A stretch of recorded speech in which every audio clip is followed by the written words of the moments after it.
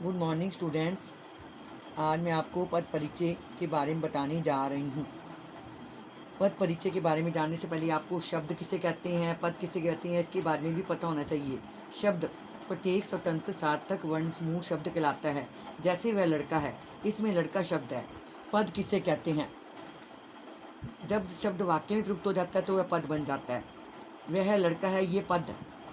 पद परिचय किसे कहते हैं, इसके बारे में भी आपको बता रही हूँ। वाक्य के प्रत्येक पद को अलग अलग करके उसका प्रकार, वाक्य के दूसरे पदों से उसका संबंध और व्याकरणिक कार्य बताना पद परिचय कहलाता है। वाक्य में आए शब्द पद कहलाते हैं। पदों से ही वाक्य की रचना होती है। इन पदों का उनकी व्याकरणिक कोटि के अनुसार परिचय दिया जाता है। वाक्य में आए पद का व्याकरण की दृष्टि से परिचय देना पद परिचय कहलाता है। पद की 8 भेद हैं: संज्ञा, सर्वनाम, विशेषण, क्रिया, क्रिया विशेषण, संबंध बोधक, समुच्चय बोधक तथा विस्मयादि बोधक। पद परिचय में यह बताया जाता है कि वाक्य में मुख्य पद का प्रयोग के अनुसार क्या स्थान है। यदि यह विकारी अर्थात संज्ञा, सर्वनाम, विशेषण या क्रिया है तो उसके लिंग, वचन, पुरुष, कारक आदि क्या हैं और वाक्य में आए अन्य शब्दों के साथ उसका क्या संबंध है। यदि वह अविकारी पद है तो उसका प्रयोग किस अर्थ में हुआ है और वह अविकारी पद में किस भेद के अंतर्गत आया है। पद परिचय में निम्नलिखित बातें बताई जाती हैं। संज्ञा का पद परिचय। संज्ञा पद का परिचय इस प्रकार से दिया जाता है। क संज्ञा का भेद: व्यक्तिवाचक संज्ञा, जातिवाचक संज्ञा, भाववाचक संज्ञा। ख लिंग, पुल्लिंग, स्त्रीलिंग। ग वचन, एक वचन, बहुवचन। घ कारक, कर्ता, कर्म, करण, संप्रदान, अपादान, संबंध, अधिकरण, संबोधन। इन कारकों के बारे में भी आपको पता होना चाहिए। न संज्ञा का क्रिया और वाक्य के अन्य पदों से संबंध। उदाहरण: सर्वेश ने चित्र बना लिया। कोई भी नाम आ जाए तो वो व्यक्तिवाचक संज्ञा के अंतर्गत आएगा। जैसे इसमें सर्वेश है, सर्वेश व्यक्तिवाचक संज्ञा, पुल्लिंग, एक वचन, कर्ता कारक, बना लिया क्रिया का कर्ता। जैसे राम खाना खाता है, राम व्यक्तिवाचक संज्ञा, पुल्लिंग, एक वचन, कर्ता कारक, खाता है क्रिया का कर्ता। जैसे अगर लड़की के बारे में आ जाए, सीमा चित्र बनाती है, सीमा व्यक्तिवाचक संज्ञा, स्त्रीलिंग, एक वचन, कर्ता कारक, बनाती है क्रिया की कर्ता। उदाहरण: राष्ट्र का धन परिश्रमी नागरिक ही हैं। राष्ट्र का जातिवाचक संज्ञा, पुल्लिंग, एक वचन, संबंध कारक, धन से संबंधित। धन जातिवाचक संज्ञा, पुल्लिंग, कर्ता कारक, एक वचन, है क्रिया का कर्ता। नागरिक जातिवाचक संज्ञा, पुल्लिंग, बहुवचन, कर्ता कारक, है क्रिया का कर्ता। कोई भी चीज़ होगी वो जातिवाचक संज्ञा के अंतर्गत आएगी। कोई भी वस्तु, कोई भी नागरिक, पुरुष, स्त्री, सब जातिवाचक के अंतर्गत आएंगे। 2 सर्वनाम का पद परिचय। सर्वनाम पद का परिचय इस प्रकार दिया जाता है। नंबर 1, सर्वनाम का भेद: पुरुषवाचक, निजवाचक, निश्चयवाचक, अनिश्चयवाचक, संबंधवाचक, प्रश्नवाचक। लिंग, पुल्लिंग, स्त्रीलिंग, वचन, एक वचन, बहुवचन। कारक: सर्वनाम का संबोधन कारक नहीं होता, शेष 7 कारकों में से जो भी हो। संबंध: सर्वनाम पद का क्रिया और वाक्य के अन्य पदों से संबंध। उदाहरण: वह विद्यालय गया। वह सर्वनाम, अन्य पुरुषवाचक सर्वनाम, पुल्लिंग, एक वचन, कर्ता कारक, गया क्रिया का कर्ता। इसमें आपको पुरुषवाचक के भेदों के बारे में भी पता होना चाहिए। जैसे कि पुरुषवाचक का पहला भेद है उत्तम पुरुषवाचक, इसमें मैं, हम। और मध्यम पुरुषवाचक सर्वनाम, इसमें तू, तुम, तुम्हारा। और अन्य पुरुष में होता है वह, अन्य, वह, उसके, उसका, ये अन्य में आते हैं। उदाहरण: वह कौन है जो अपने धर्म को नहीं निभाता।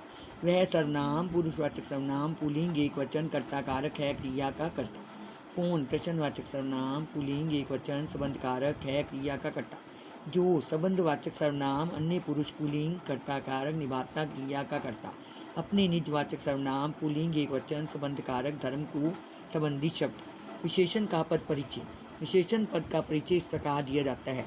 क विशेषण का भेद: गुणवाचक विशेषण, संख्यावाचक, परिमाणवाचक, सार्वनामिक विशेषण। लिंग, पुल्लिंग, स्त्रीलिंग, वचन, एक वचन, बहुवचन, संज्ञा के साथ संबंध। उदाहरण: आंचल को सुंदर फ्रॉक मिली। सुंदर विशेषण है, गुणवाचक विशेषण है। स्त्रीलिंग, एक वचन, फ्रॉक संज्ञा की विशेषता। उदाहरण, ऊंचा लक्ष्य रखकर एक मामूली आदमी भी सुनहरा भविष्य बना सकता है। ऊंचा गुणवाचक विशेषण पुल्लिंग एक वचन कर्म कारक लक्ष्य विशेष के लिए प्रयुक्त। एक संख्यावाचक विशेषण पुल्लिंग एक वचन कर्ता कारक आदमी विशेषक के लिए प्रयुक्त। मामूली गुणवाचक विशेषण पुल्लिंग एक वचन कर्ता कारक आदमी विशेषक के लिए प्रयुक्त। सुनहरा गुणवाचक विशेषण पुल्लिंग एक वचन कर्म कारक भविष्य विशेषक के लिए प्रयुक्त। क्रिया का पद परिचय। क्रियापद का परिचय इस प्रकार दिया जाता है। क्रिया का भेद सकर्मक, अकर्मक, संयुक्त, प्रेरणार्थक, पूर्वकालिक, नाम धातु। वाच्य, कर्तृवाच्य, कर्मवाच्य, भाववाच्य, इन तीनों वेदों के बारे में आपको पता होना चाहिए। काल, भूतकाल, वर्तमान काल, भविष्यत काल, तीनों कालों के बारे में भी पता होना चाहिए। लिंग, पुल्लिंग, स्त्रीलिंग। वचन, एक वचन, बहुवचन। संबंध, वाक्य के अन्य पदों से संबंध। उदाहरण, बालक सो रहे थे। सो रहे थे क्रिया से युक्त क्रिया है, कर्तृवाच्य है, भूतकाल है, पुल्लिंग है, बहुवचन। उदाहरण, मैंने सोचा था कि मैं उसके लिए कुछ करूं, लेकिन कुछ कारणों से मुझसे कुछ भी नहीं किया गया। किया सोचा था, सकर्मक क्रिया, कर्तृवाच्य, पुल्लिंग एक वचन, पूर्णभूत, कर्मणि प्रयोग, निश्चयार्थक, मैंने कर्ता और की में उसके लिए कुछ करूं, करूं। क्रिया कर्तृवाच्य, कृतवाच्य, पुल्लिंग एक वचन, कर्मणि प्रयोग, विध्यर्थक, मैं करता, किया गया। अकर्मक क्रिया, भाववाच्य, पुल्लिंग एक वचन, सामान्यभूत, भावे प्रयोग, निश्चयार्थक, मुझसे करता। क्रिया विशेषण का पद परिचय। क्रिया विशेषण पद का परिचय इस प्रकार दिया जाता है। क्रिया विशेषण का भेद रीतिवाचक, कालवाचक, स्थानवाचक, परिमाणवाचक, चारों भेदों के बारे में पता होना चाहिए। जिस क्रिया की विशेषता बताई गई है उसके साथ संबंध। पिताजी बाहर गए हैं, बाहर क्रिया विशेषण है, स्थानवाचक है, ये स्थान के बारे में बता रहा है। गए क्रिया के स्थान की विशेषता। मैं वहाँ कल जरूर आऊँगी, तुम भी जल्दी आ जाना। वहाँ स्थानवाचक क्रिया विशेषण, आऊँगी क्रिया की विशेषता बता रहा है। कल कालवाचक क्रिया विशेषण, आऊँगी क्रिया की विशेषता बता रहा है। जरूर रीतिवाचक क्रिया विशेषण, ये रीति की विशेषता बता रहा है, इसलिए रीतिवाचक क्रिया विशेषण निश्चय बोधक आऊँगी क्रिया की विशेषता बताता है। जल्दी रीतिवाचक क्रिया विशेषण, प्रकार बोधक, आ जाना क्रिया की विशेषता बताता है। संबंध बोधक का परिचय। संबंध बोधक पद का परिचय इस प्रकार दिया जाता है। संबंध बोधक का भेद काल, स्थान, दिशा, साधन, हेतु, विरोध, समता, संग, पृथकता, तुलनावाचक। संबंध वाक्य के अन्य पदों के साथ संबंध। उदाहरण, विद्यार्थियों से पहले अध्यापक पहुँचे, से पहले संबंध बोधक है, कालवाचक है, विद्यार्थियों और अध्यापक में ये संबंध बता रहा है, ये संबंध सूचक है। छत के ऊपर कौन बैठा है, संबंध बोधक है, छत के है, तथा कौन इसके संबंधी शब्द है।